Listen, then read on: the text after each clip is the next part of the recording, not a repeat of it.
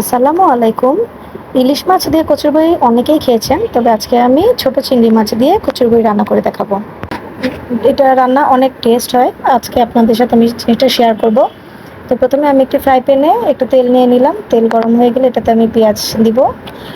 পেঁয়াজটাকে একটু তেলে ভেজে লাল করে নেব। এরপরে আমি এটাতে সামান্য একটু পানি দিলাম। পানি দিয়ে হলুদের গুঁড়া 1 চামচ, মরিচের গুঁড়া 1 চামচ, এরপরে ধনিয়া গুঁড়া 1 চামচ, আদা বাটা 1 চামচ এবং রসুন বাটা 1 চামচ দিয়েছি।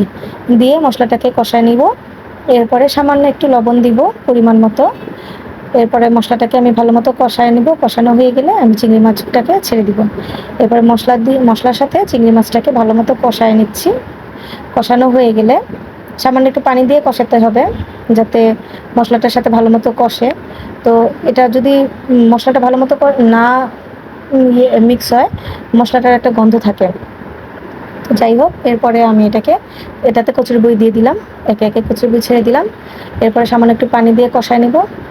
কষানো হয়ে গেলে আমি একটু এক কাপ পানি দিয়ে কাঁচামরিচ দিয়ে এটাকে আমি ঢেকে দিয়ে দিব।